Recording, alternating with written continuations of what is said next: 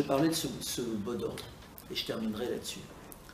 En 2005, 172 associations palestiniennes de la société civile, hors des partis, considérant un petit peu tout ce que j'ai dit, que l'occupation n'est plus rampante, qu'elle est maintenant absolue, que la société palestinienne est en pleine voie de fragmentation, avec Jérusalem, la Cisjordanie, Gaza, les réfugiés, les Palestiniens de 48, considérant qu'il n'y a pas d'aide de la communauté internationale, elle a lancé un appel international aux sociétés civiles qui s'appelle BDS, Boycott des investissements sanctions. C'est un appel pour isoler politiquement, économiquement, culturellement, sportivement, scientifiquement, sur tous les plans, l'État d'Israël ou tout ce qui représente l'État d'Israël. Ce n'est pas quelque chose qui vise à boycotter les individus. Il y a des tas d'Israéliens, et dont nous sommes quelque part un peu les correspondants en France, qui sont anticolonialistes, qui se battent, qui manifestent, qui vont sur les barrages et tout. Il s'agit de boycotter tout ce qui représente l'État d'Israël.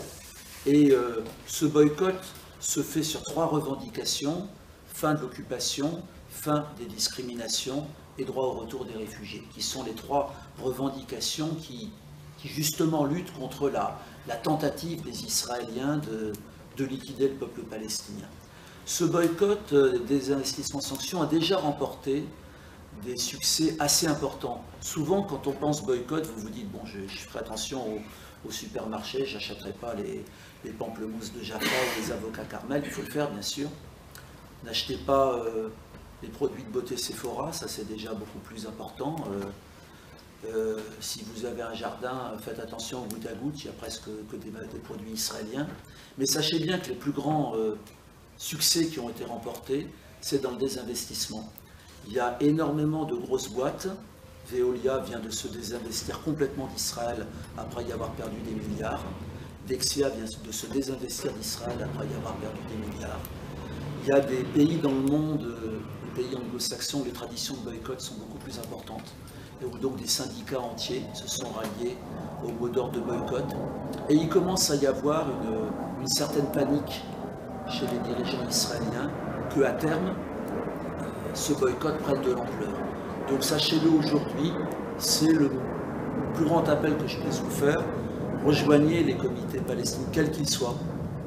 Si vous êtes jeune, allez à Génération Palestine, allez à la FPS, allez à l'UJFP, allez dans n'importe quel, allez aux missions civiles, mais venez rejoindre toutes les associations qui se battent pour les droits du peuple palestinien. Suivez le boycott, suivez en tout cas les actions que nous allons continuer de déclencher là-dessus. Popularisez cette cause. Il faut que vous ayez conscience, c'est mon dernier mot. En Israël, une majorité de la population pense qu'à terme, les Palestiniens deviendront comme les Indiens des États-Unis, des indigènes marginalisés, incapables de réclamer leurs droits. Ben, refusez ça.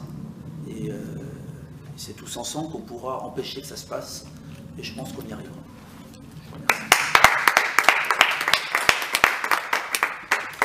Puis bon,